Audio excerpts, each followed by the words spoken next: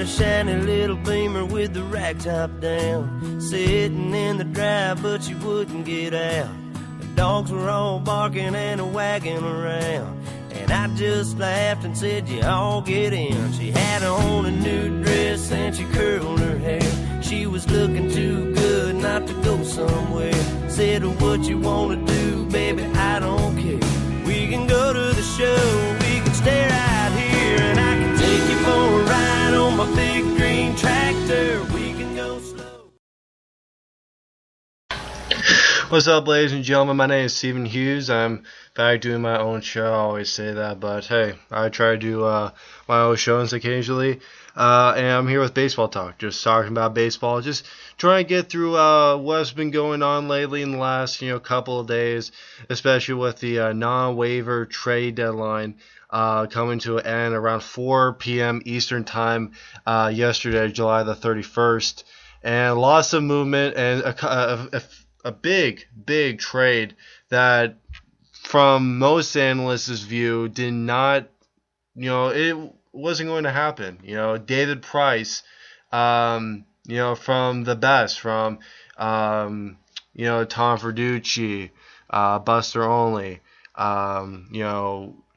Tim Kirchin, those guys did not see a trade for David Price. Did not think that the Rays were going to give up David Price because of the Rays' resurgence now in the wild card. It doesn't look like they'll have a chance in the AL East. They might, but with their hot streak and with Baltimore seeming to be in cruise control, beating the Angels the last couple of nights, not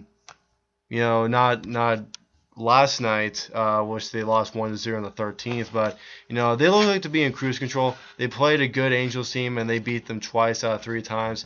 So it looks like it's good for Baltimore. Toronto is in steady hand with the second place spot in the wild card standings. Tampa Bay is right behind them. They're only 6 games out, and we still have a lot of baseball to play, but seeing like the Rays were ready to give him up. Price's contract wasn't going to expire until 2015, so the Rays still had a year, or let's say less than a year, to really decide. They had an offseason. They had the 2014 offseason.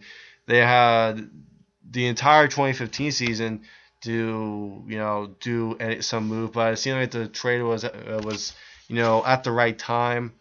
And this comes at, not really a surprise. Detroit looking to add on to pitching. Obviously you can see that Detroit is trying to add up to the Oakland A's. The A's getting their own all-star lefty of their own in John Lester from Boston. But a very equal trade. Trade. A's get John Lester, and the Red Sox get Yoenis Cespedes. And it came to me as a surprise, Yoenis Cespedes. He seems like to be one of the cornerstone guys of the A's. If you're talking about the A's, you're talking about power. You're talking about Brandon Moss. You're talking about Josh Donaldson. You're talking about Yoenis Cespedes. That team looks pretty good. Plus, the A's are already pretty solidified, with, the trade for Jeff Samardzija and Jason Hamill. Hamill needs to get adjusted very soon because, as of right now, we haven't seen a lot of him. He's had a above 8 ERA in his first few outings for the A's, so obviously it needs to be taken care of. But Samardzija has been having his days. He's having some great starts out there. And he's made the transition from the National League to the American League pretty well, and the A's, they want to get better. I heard this a lot, not just on ESPN, but on Fox Sports 1, on the internet. Jeff Samardzija was traded for to win a division.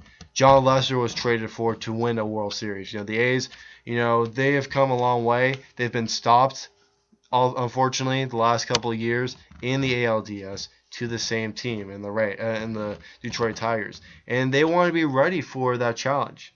For the A's, there are 3 pitchers: Sonny Gray, Scott Kazmir, Jeff Samardzija and John Lester. Those are their four pitchers. Jesse Chavez, he had a great first half of the year. He's kind of like an unknown name to the A's. He's a good fifth starter for this rotation.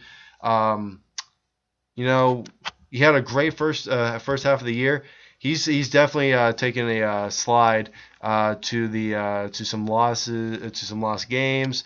You know, his ERA has boosted up a little bit since the All-Star break, but they look pretty solidified with four pretty good starters. You know, John Lester, you know, having a 3-0 record with a less than .5 ERA in the World Series. That's what the A's are looking for. That's how far the A's are looking with this team.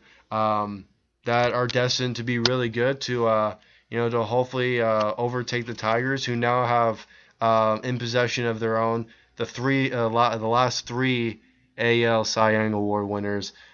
Justin Verlander won in 2011. They already have him. David Price won in 2012, and Max Scherzer just won it this past season in 2013 in that campaign. But for people have brought up the question since these two trades, you know, who has the better rotation? From what it looks like, definitely the Tigers. You know, just think of the names in David Price, Justin Verlander, and Max Scherzer. You know, you can't hear bigger names on the A's, but the small names are, you know, what really shows. Scott Kazmir, you know, what was he a couple years ago? He wasn't really anything. He was on the Angels. He was struggling. You know, executives were worried that he was washed out. His days with the Devil Rays, you know, that was the highlight of his career, where he was throwing 97. He was striking everybody out. He was a Cy Young candidate, and he's faded. He's done. You know, he can't take it anymore. He starts throwing.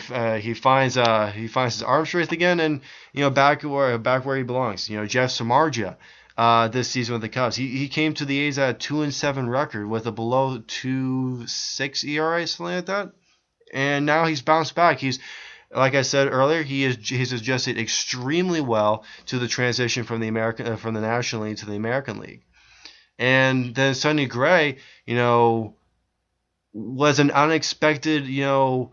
He was a great surprise addition to the A's ball club last season when they were trying to make a push at the playoffs. They were on the verge. They were trying to beat out the Angels, and they did because of Sonny Gray. You know, him and Bartolo Colon. Bartolo Colon. Yeah, you know, we got some. I think that was 2012 though. But no, you know, he did pitch last year. He did pitch last year for the A's. It was this past offseason he went to the Mets. But you know, with him and Bartolo Colon last year, I was just going on a side note. Bartolo Colon and Sonny Gray, those are the two guys, and Jared Parker. But he's been gone the entire season due to Tommy John surgery.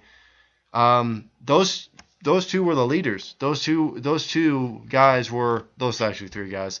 Those three guys were leading the ball club. Their pitching was pretty good. Josh Donaldson was starting to hit the ball. He's starting to become a household name in a way around the Bay Area per se. But you know, things are starting to get rolling. Oakland is starting to become a consistent team. You know, but they need to make that. They need to make that leap of faith. Just past the American League Division Series, and I know they've played the same team twice, and the same result has occurred in losing to the Tigers in Oakland in Game 5. But something's got to happen. Some other trades to talk about. Let's go. I'll give you more in depth on the Rays, the 3-team trade that involved David Price. So in that trade, Seattle sent infielder Nick Franklin to Tampa Bay, and they also get in Seattle they send Nick Franklin to Tampa Bay, and Tampa Bay also get Drew Smiley and Will Adams, who's an 18-year-old shortstop who's a prospect. Austin Jackson is the lone player that goes to Seattle from the tires in the race. And David Price is the so Rays get 3 players, a left-handed starter on Drew Smiley, a decent infielder Nick Franklin, and a prospect in Will Adames. Austin Jackson goes to Seattle. That might be a good thing. Austin Jackson, he's been very shaky. 2012, he had a great campaign. 2013, definitely a dip on his numbers. But he's kind of come up in a ways. Hopefully he can translate some numbers that can help the Seattle team. It's kind of a long shot, but they're still in the hunt. They're 11 games back of the A's. But in the wild card perspective, they're only 3 games back. They're only 3 games back of Toronto for that second spot. Because right now the Angels, it's the A's and the Angels at 1-2, but one team can only be in first place. So for right now, the Angels have like a 6.5 game lead over the Toronto Blue Jays for the number 1 spot in the American League wild card. But Seattle can do it. They just need to bolster the offense. They already have good pitching, in my opinion. Iwakuma and obviously King Felix. Those 2 will hopefully lead the way. Pitching wise, and then you obviously have Robinson Cano, their best hitter, one of the top hitters in the American League, but his power numbers have definitely dipped. Seattle is a pitcher's ballpark, so that pretty much cuts the number of home runs and all in half. They had Kyle Seager, who's not that bad, and they also have Mike Zunino, who won actually yesterday against the Indians on a go ahead home run. But Seattle, they just need to fix everything together. I feel like Seattle, they don't have as much talent as the Dodgers did in 2012. But I feel like Seattle is still trying to find the chemistry. It's taken a year. They had a major transformation, having the like of Robinson Cano on their team now. Trying to fit some pieces to the team they need help on, and they need some big improvements. And it's worked out okay. They're above 500 and all, but they're obviously above Houston, Texas. That's pretty good, from what they've done this year. But at the same time, Seattle, they've kind of been underachieving in a way, and that's obviously been the big disappointment in the American League. King Felix and Robinson Cano, the 2 All-Stars, supposed to bring the Seattle team up to contention between the A's and the Angels. They're not even close. They're 11 games back of the A's and 9.5 games back of the Angels for second place. But they still have a chance in the wild card. Hopefully they can get something done as soon as possible. Nationals, they actually got Asdrubal Cabrera for shortstop. For second base. For second base, what am I talking about? Anthony Rondon. What? Oh yeah. I heard Ryan Zimmerman is out indefinitely, so I think Asdrubal Cabrera will go to third. But Zimmerman's been playing the outfield lately because of his elbow. It's like a long-term elbow thing that Zimmerman's been dealing with for the last year or so. I think Asdrubal Cabrera will be playing third. The Mariners, speaking of the Mariners, they also got former Padres outfielder Chris Denorfia. Chris Denorfia, he's obviously another outfielder that's going to Seattle. I think he'll be more of a split type of guy. I feel like he'll split some time. I don't think he's gonna really be the a full right from the get-go starter per se. Seattle for Chris Denorfia are sending Steven Kolshin and Abraham Almonte. Since the A's traded for John Lester, they traded Tommy Malone to the Twins for outfielder Sam Fuld.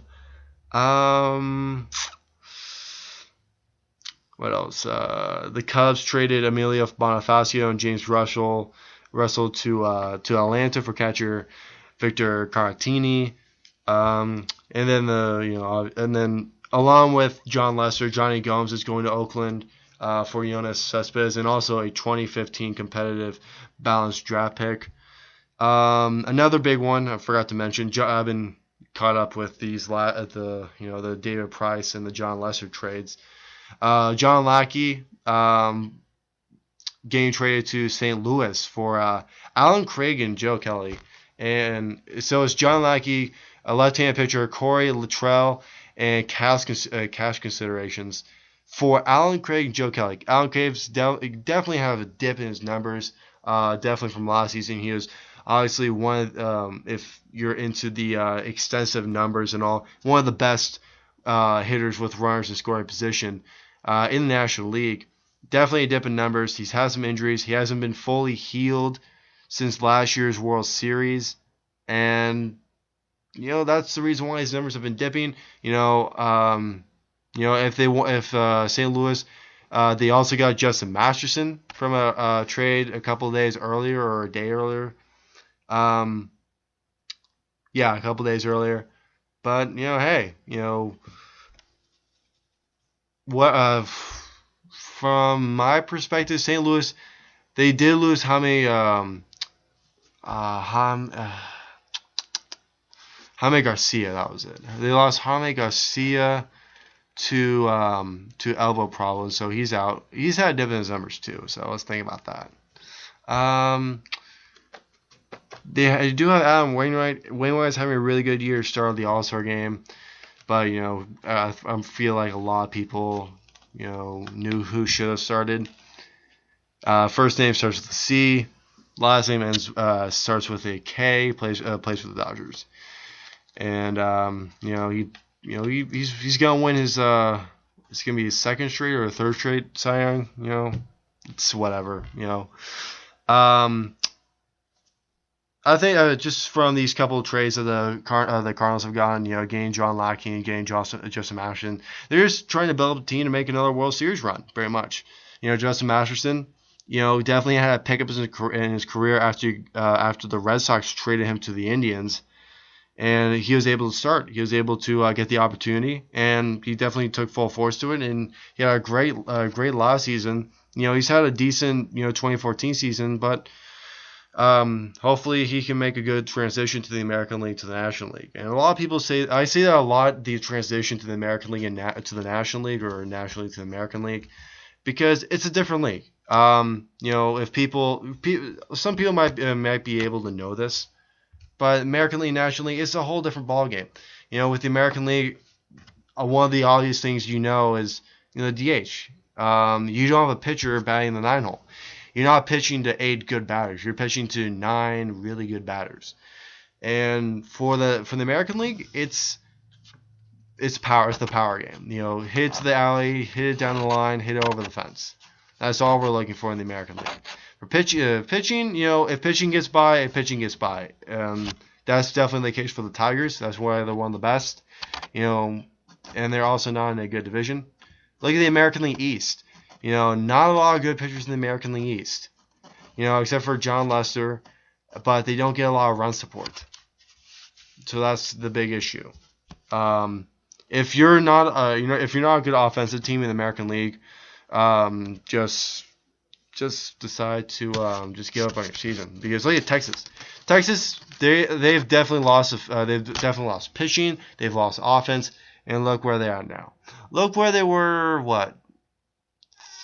2 years ago. 2 years ago, they were a playoff team. They were a consistent playoff team from 2009, 2010 to 2012.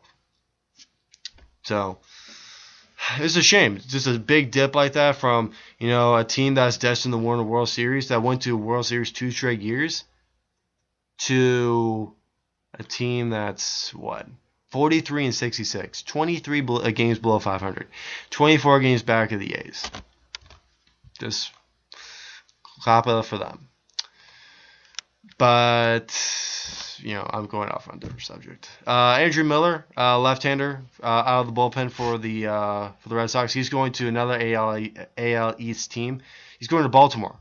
He was traded for left-handed pitcher Eduardo Rodriguez.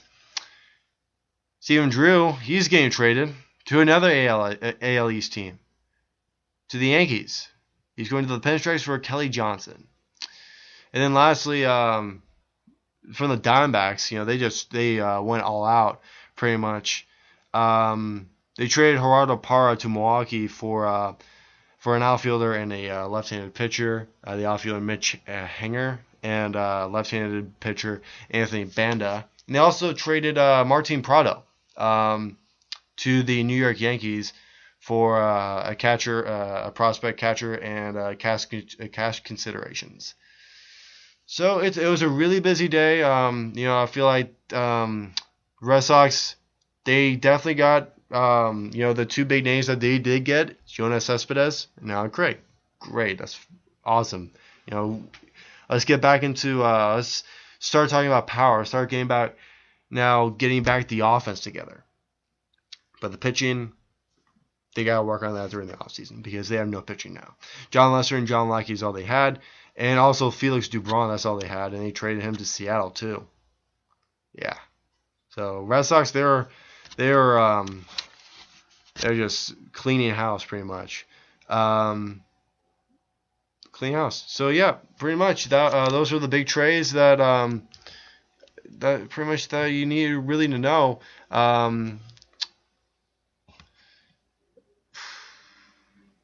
I don't think I missed anything. Well, Jake Peavy, another pitcher for the Boston Red Sox. He went to the Giants. But not. I feel like the excitement of the excitement and the frustration and the end result of trades that happened during the trade deadline, especially this year. It all comes to everything was dependent on the last day. Nothing happened. Nothing really intrigued us. A few days before or such. But I'm just yapping. I'll be talking about the standings and all. Which teams could be possibly making the climb up to the top of their division before the playoffs begin, or the teams that will take a dip for the worst as they'll be missing out on a shot of making it to the postseason in this 2014 season. When we come back to baseball talk here on Spreaker.com in affiliation with the National Sports Radio Station. Down through the woods and out to the pasture, long as I'm with you, it really don't matter. Climb up in my lap and drive if you want to. Girl, you got me to hold on to. We can go to town, but baby, if you'd rather, I'll take you for a ride on my big green tractor.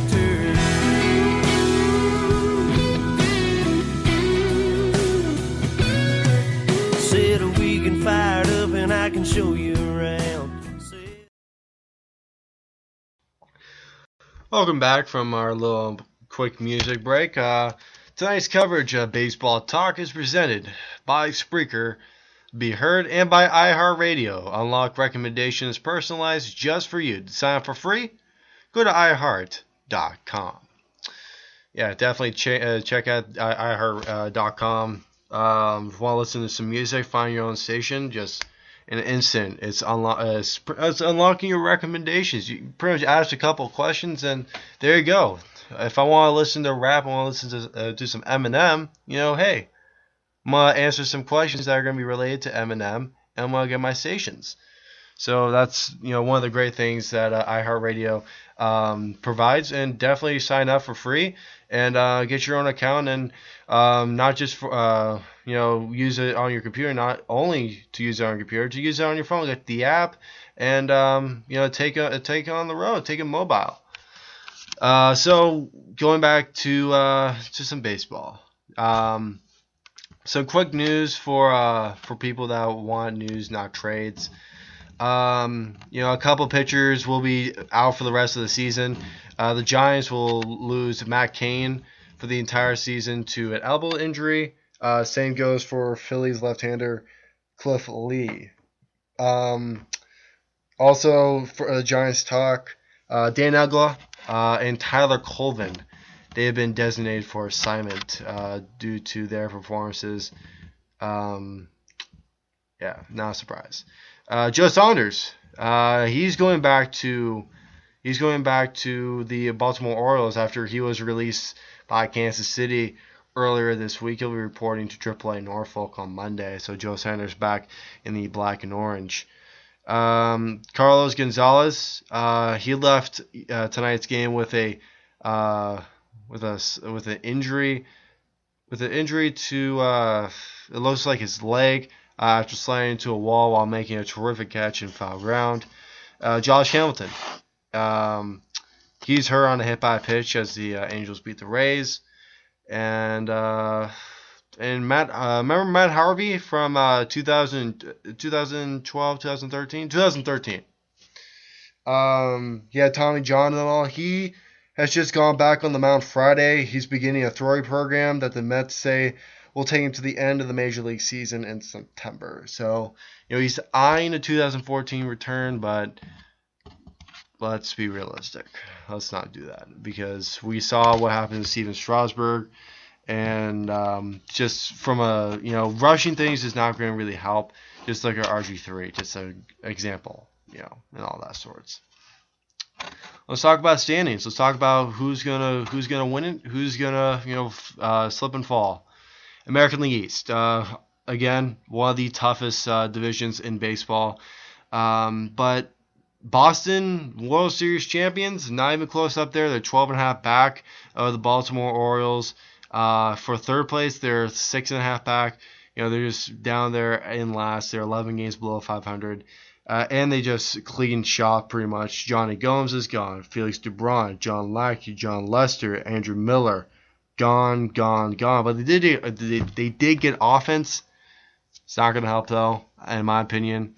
So I do not see Boston making any sort of run. Tampa Bay, their only shot at getting to the postseason discussion is to make a run at the wild card. They do have a chance. They're only they're 8.5 back in the American League East. It's just behind the Baltimore Orioles.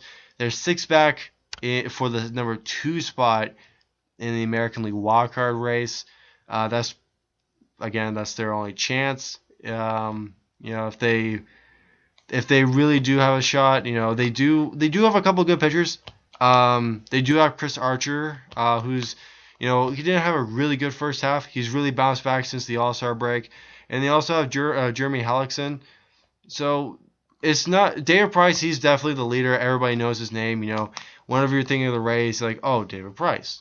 But they do have a couple of homegrown pitchers. Homegrown to saying, those pitchers going up their farm system, and then they're pitching. They're pitching for the team they got drafted for. Hopefully they'll lead the way, and I think that Tampa Bay may be able to do that, but I don't have a lot of confidence in them because their offense is still shaky. Evan Longoria, definitely the leader, but who else? James Loney. Not a lot of big contributors for this Tampa Bay team. New York, they're going to be a 500 team. They haven't gone out of 500 or a little bit above 500 or a little bit below 500 the entire season. Unfortunately, Gio will not be making it to the playoffs. So in his final season. So I apologize in advance for that, but I don't think it's going to happen. Toronto,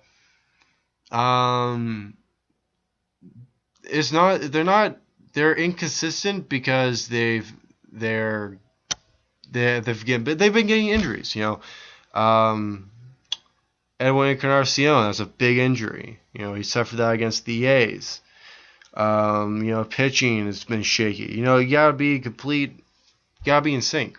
And Toronto, definitely in the first couple months of the year, they are definitely in sync. They're on fire.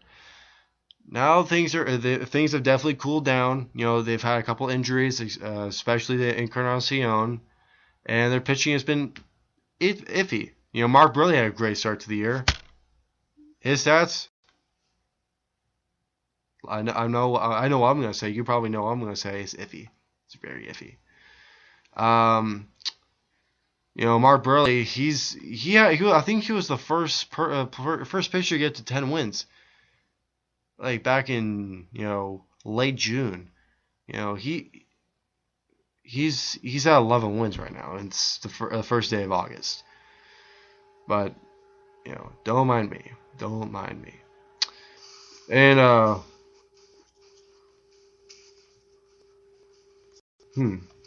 nice music. Mark Burley's only 3 wins away for 200. And so, you know, he's 35. You know, his career is about to wind down very shortly. Well, not shortly. Maybe I'll give him 5-6 years. This is his 14th season in Major League Baseball, and he's 3 wins away from 200. So hopefully he'll get there very shortly. But going back to the divisional series, Toronto's got to bounce back. But I do not think. I think Toronto may be able to hold on to the second wild card spot, but Baltimore is going to win the division, in my opinion. They are the complete team. They definitely look. You know, 2012 it looked like they were going to be the year, but all they did was the wild card spot. In 2013, they were a disappointment, a big disappointment. And this year, it's been a whole different story. They've shown that they're the team to beat in the American League East finally, and now they're running train. They're doing a great job. American League Central, Detroit's going to win. If anyone has any doubts on that, then I don't know where you live, or do you even follow baseball? Kansas City, sorry. But hopefully you go. If you, I really hope you you have a winning percentage above 500. That'd be awesome. You know, not having that for a while, and finally getting the opportunity. Now you just need to go to the playoffs. You haven't been there since 1985. Maybe, you know, 30 years later, that can really help you. You know, 30 years. You know, next year maybe. Cleveland, sayonara. You had your chance last year, but let that go away. Chicago, you have Jose Abreu, who's on a 20-game hitting streak. That's your only bright spot on the team. Chicago White Sox, goodbye. And Twins, good luck. Just go for the draft. Or hopefully Joe Mauer can get healthy. He supposedly he's now on a rehab assignment, so that's good. Get him back in the lineup, and hopefully show off Minnesota, you know, decent baseball. American League West, I've already talked about this a lot, but I'm gonna say the A's are gonna win it. Angels are predominant, just without a doubt, will take the number 1 spot in the wild card. So it'll be Angels, and it'll be I'll go Angels in Toronto. I'll do it. The American League is gonna be as if the season ended today. Oakland will be playing Detroit. Wow, that's gonna be terrible. Or actually, no. I'm lying to myself. Actually, no. Detroit will be playing Baltimore. Yeah, Detroit will be playing Baltimore. And then the A's will be playing the winner of the Angels and Blue Jays. That'll be nice. That'll be pretty good. And the A's will be finally able to not play the Tigers in the American League Divisional Series. So that's Baltimore's issue if the season ended today. National League. Actually, since we're still in the American League, let's take an in-depth look at the American League divisional, the wildcard race. Angels, like I said, 6.5 lead for first place in the American League wildcard division standings. Toronto has a 3-game lead over Kansas City and Seattle for the number 2 spot. After that is New York at 3.5, Cleveland at 5, the White Sox and the Rays at 6, Boston and Minnesota at 10, and Houston, Texas. You're out. Now let's go to the National League. Let's start with the National League East. Very tight, 2-team race. Actually, let's make it a 3-team race because Miami, I don't know what they're going to be able to prove during the final stretch of the year, but hopefully Miami sticks with this team. Miami is a good team, had a good start to the year, definitely had a fallout, became inconsistent, had a couple injuries, and, you know, hopefully they're a team to look at now. You know, definitely in 2012, think of this team as, you know, this team is all rebuilt, new stadium, lots of new players, and then they clean house before the end of the 2012 season. 2013 was an absolute joke. but 2014 was a good showing. I feel like it's a good show, a great showing. And plus, you get Jose Fernandez back from Tommy John. But even though Miami still has a good showing, has a decent opportunity, they're only 6 games back of Washington, 5 games back of Atlanta. It's going to be a 2-team race. It's going to be Washington and Atlanta battling it out for the number 1 spot in the National League East. And I think Washington will not be able to contend. I feel like Atlanta will win this division. Just through the last decade or so, Atlanta has just had the number when it comes to the final stretch of the year, trying to clinch this division. And this division is all Atlanta. The Mets, they're 7 games back. They don't have a chance. And Philadelphia, pack your bags for next year. National League Central, 4 teams are in it. The Brewers, Cardinals, Pirates, and Reds. Realistically, the Reds are not in it. I'm great. It's awesome that Johnny Cueto is having one of the best seasons of his career. And another issue, but the issue is that his other pitchers in the starting rotation are very inconsistent. And they have a lot of injuries. Jay Bruce is injured. Joey Votto has not been hitting well. Their lone offensive bright spot, in my opinion, is Billy Hamilton. I think he's gonna win.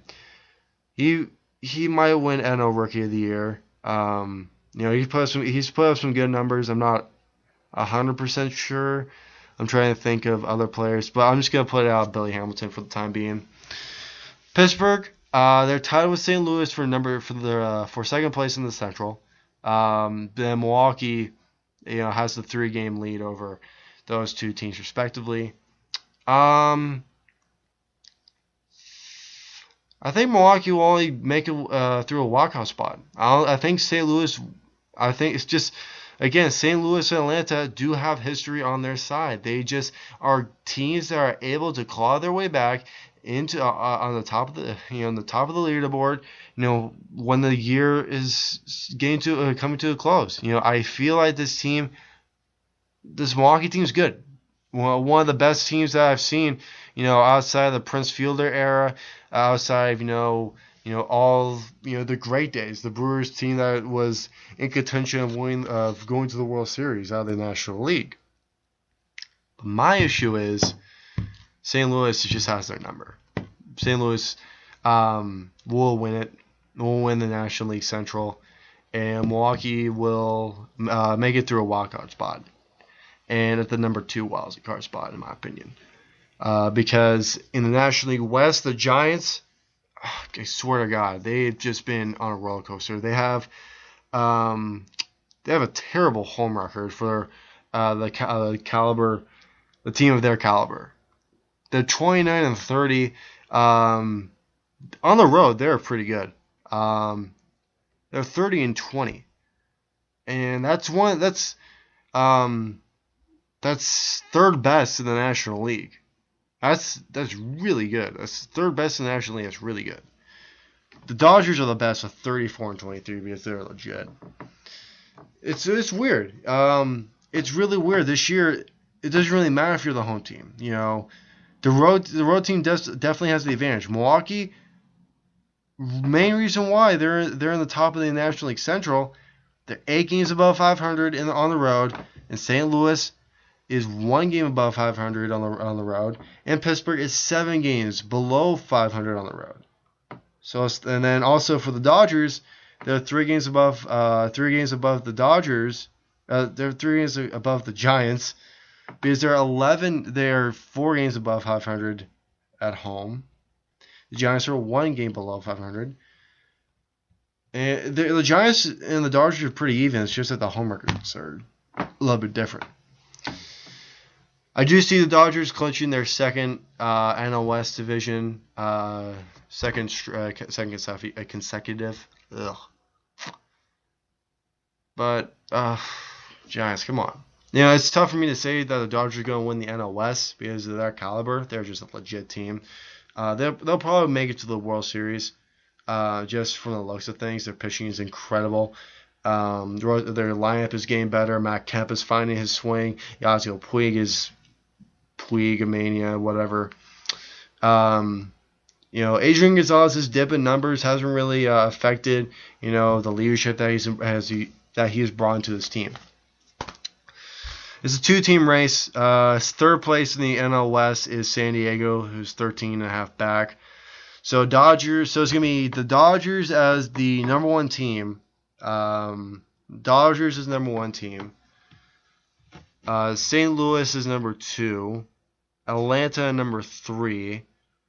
San Francisco and number 4, and Milwaukee number 5. So Milwaukee and San Francisco will be playing AT&T Park for the wild card spot. The winner of that game will be playing the Los Angeles Dodgers. And then the NLDS series that's already set up, it will be St. Louis and Atlanta. So those are my predictions for the Major League Baseball postseason for the 2014 year. So I actually just came back from Napa from a baseball tournament, and I just felt like talking baseball. I've been playing way too much baseball. Why not talk a little bit of baseball?